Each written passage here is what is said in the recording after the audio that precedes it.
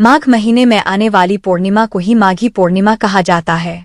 मान्यता है कि माघ माह में देवता पृथ्वी पर आते हैं और मनुष्य रूप धारण करके प्रयागराज और सभी तीर्थ नदियों में स्नान, दान और जप करते हैं। इसलिए कहा जाता है कि इस दिन प्रयागराज में गंगा स्नान करने से समस्त मनोकामनाएं पूर्ण होती हैं और मोक्ष की प्राप्ति होती। इस दिन श्री हरि विष्णु गंगाजल में निवास करते हैं। इसलिए इस दिन स्नान करने से इस जन्म के पापों से ही नहीं व्यक्ति को पिछले कई जन्मों के पाप नष्ट हो जाते हैं। इस दिन सत्यनारायण भगवान की पूजा और कथा करने का भी विधान है। माघी पूर्णिमा के दिन दान करने से महायज्ञ के समान लाभ मिलता है। इस दिन माघी पूर्णिमा की कथा सुनना शुभ माना जाता है। माघ पूर्णिमा व्रत कथा। कांतिका नगर में धनेश्वर नाम का ब्राह्मण रहता था। वो अपना जीवन निर्वाह भिक्षा लेकर करता था। ब्राह्मण और उसकी पत्नी के कोई संतान नहीं थी।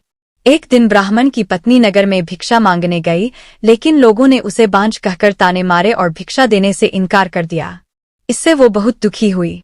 तब किसी ने उससे 16 दिन तक मां काली की पूजा करने को कहा। ब्राह्मण दंपत्ति ने सभी नियमों का पालन करके मां काली का 16 दिनों तक पूजन किया। 16वें दिन माता काली प्रसन्न हुई और प्रकट होकर ब्राह्मणी को गर्भवती होने का वरदान दिया। साथ ही कहा कि तुम पूर्णिमा को एक दीपक जलाओ और हर पूर्णिमा पर ये दीपक बहाती जाना, जब तक ये दीपक कम से कम 32 की संख्या में न हो जाएं। साथ ही दोनों पति पत्नी मिलकर पूर्णिमा का व्रत भी रखना। ब्राह्मण दंपति ने माता के कहे अनुसार पूर्णिमा को दीपक जलाना शुरू कर दिया और दोनों पूर्णिमा का व्रत रखने लगे। इसी बीच ब्राह्मणी गर्भवती भी हो गई और कुछ समय बाद उसने एक पुत्र को जन्म दिया, जिसका नाम देवदास रखा। लेकिन देवदास अल्पायु था।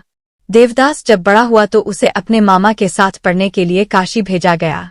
काशी में उन दोनों के साथ एक दुर्घटना घटी, जिसके कारण धोखे से देवदास का विवाह हो गया। कुछ समय बाद काल उसके प्राण लेने आया, लेकिन ब्राह्मण दंपति ने उस दिन अपने पुत्र के लिए पूर्णिमा का व्रत रखा था।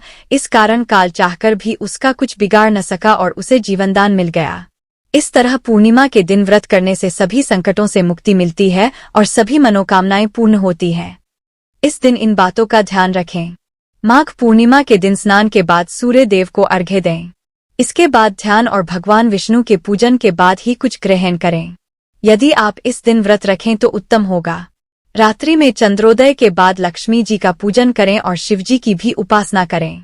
साथ ही चंद्रमा को जल में सफेद फूल डालकर अर्घ्य दें। माघ पूर्णिमा के मौके पर स्नान और पूजन के बाद दान करने का भी महत्व है। श्रद्धालु इस दिन यथाशक्ति गरीब, जरूरतमंद और ब्राह्मणों में अन्न, वस्त्र, तिल, कपास, भोजन, गुड़, फल, कंबल, घी जैसी चीजों का दान करते हैं। दाम्पत्य जीवन में ज्यादा क्लेश हो तो माघ पूर्णिमा के दिन पति पत्नी स्नान आदि करने के बाद पीपल के पेड़ पर दूध मिश्रित जल चढ़ाएं और भगवान विष्णु और माता लक्ष्मी से सुखी वैवाहिक जीवन के लिए प्रार्थना करें।